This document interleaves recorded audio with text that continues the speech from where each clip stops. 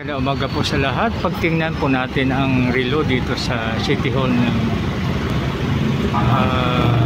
Maynila po ay nakasynchronize po sa cellphone na aking gamit ngayon. So 9:02.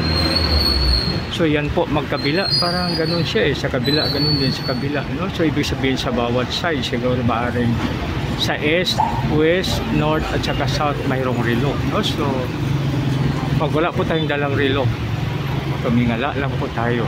Pag dito po tayo sa gilid ng City Hall ng Maynila upang makita natin, no, yung kung ano man pong oras.